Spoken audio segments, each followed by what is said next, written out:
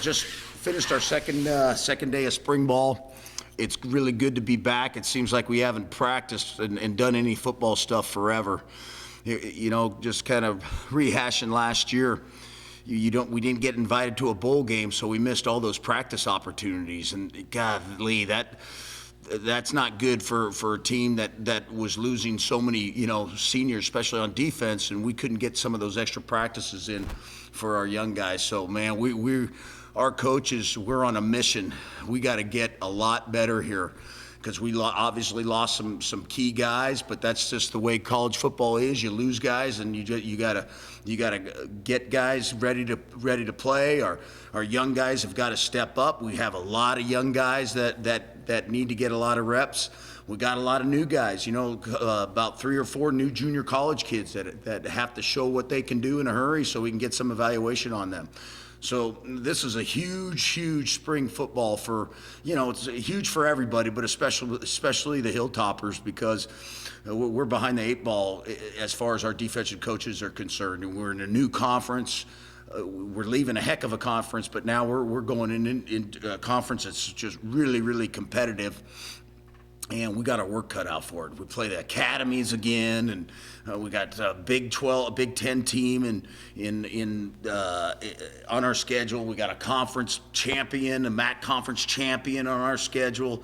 So you look at, it's not an easy road for us, and so we are attacking spring ball and letting no opportunities go unnoticed and go by the wayside. So we got a lot of work to do. We just got done with our second day, and our effort's been good. That's what's been, we were excited about our effort, but we got a long ways to go.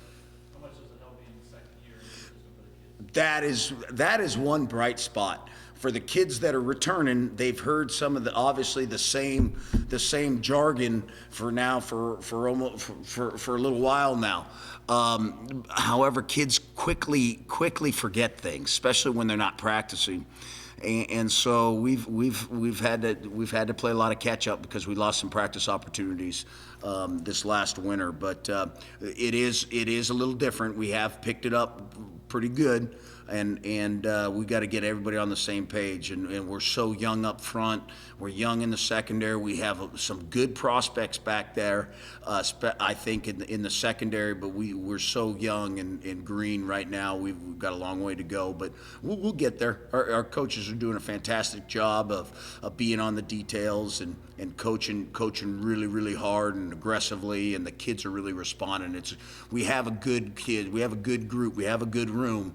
We're just really untested and young. Yeah.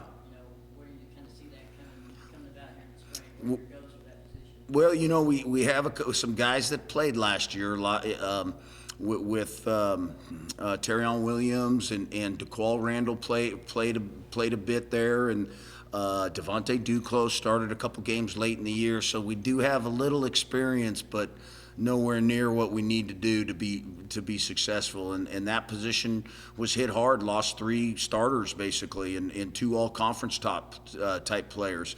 So that position was hit hard. But we have 2 new JC kids and a lot of freshmen coming in. We got another freshman that gray shirted that sat out in the fall that's with us now. So that helps us out with numbers. All the new guys will be good players when they just learn the system, and they've caught on very quickly because they're pretty smart kids, the 3 new guys that are with us right now in semester.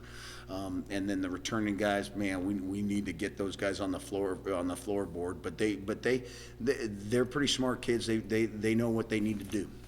With losing a lot of senior leadership at every position, who's really emerged? I know it's maybe 2 weeks of practice, but who as far as emergence? Well, it's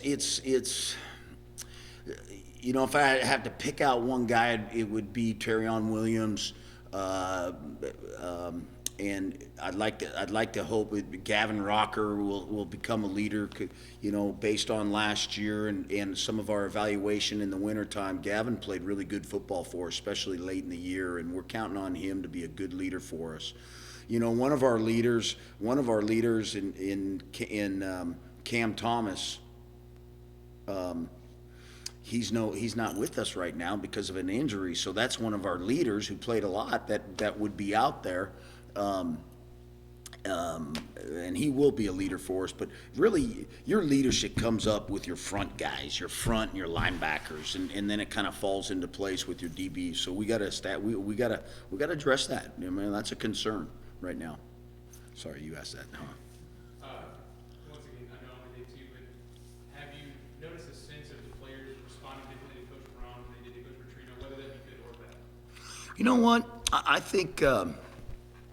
I think our kids, responded with the old coaching staff real well. I think, it's a bigger transition when we all came here. Now it's not as big as transition because there's so many familiar faces.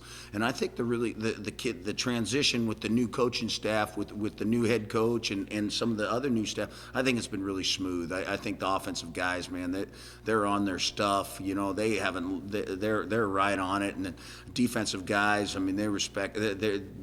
I don't see a big difference whatsoever. In fact, I think the atmosphere is changed, and I don't want to say for the better, okay, because that's not given justice to the old guys that were here that are now not with us, because they're great coaches. But I think the kids have really responded in a positive fashion. I really do. You bet.